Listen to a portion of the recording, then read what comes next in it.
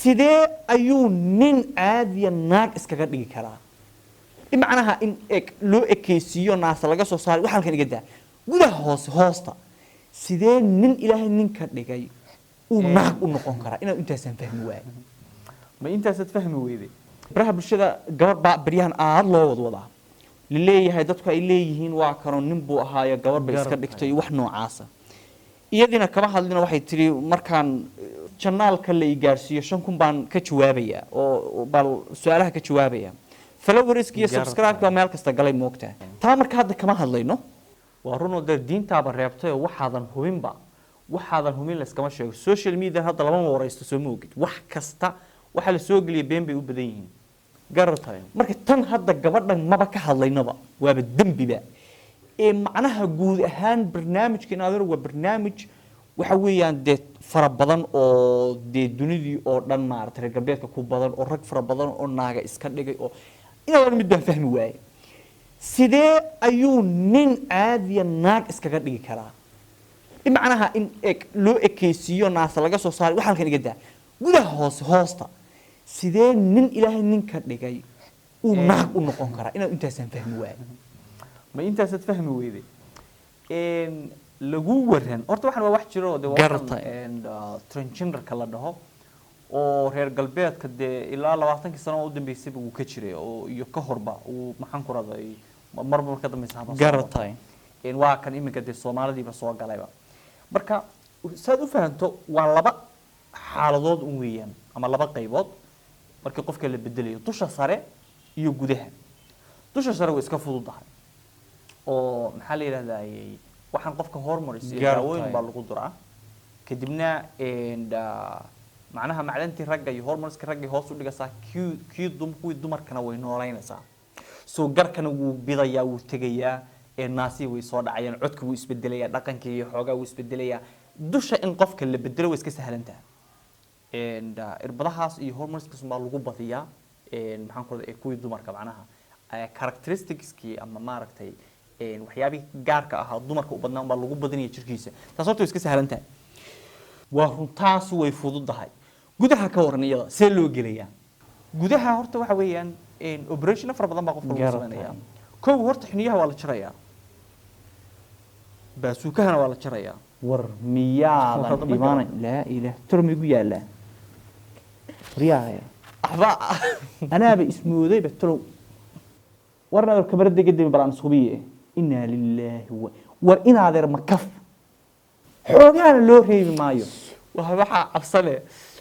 cabsane sugde su'aashaadana weydiiyaha naga dhageysade inna lillahi wa inna ilayhi raaji'un ya bal wad marka labada markii la jaro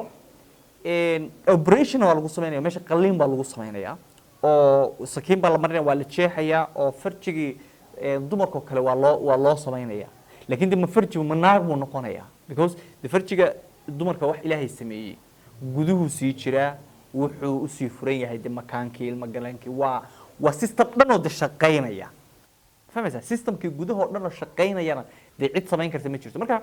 waxa weeyaan just markaan soo koobno ninkan ninnimana laga kaxee naaglimana ma gaaris muhiimadu waa intaas ninnimana ka tagtay naagnimana waligaa gaari maysa ama ta dusha waa hormoniska waa iska sahlan tahay gudahana operationkaas lagu sameeynaya hadii fahamsan bal haa inaad waayahay haba iska gooyee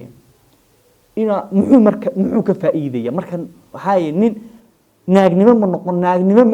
ma naag buu noqonayaa muxuu noqonayaa ninka naag ma ahaba totally egg naagnimo nimankan inna iska isteen ragga iska qaadaan naagnimo iska dhiga qoomuluud ahaan cidii isticmaalayso qoomuluud ahaan ba loo isticmaalaa waa khaniisiin inaaga ma dunidu hadii maxaan ku raahdaay diinta laga tago bila aadanku diin baa hagaajisa moogta qofku haduu bila diin noqdo wax kasta waa ka suurtoobaa ya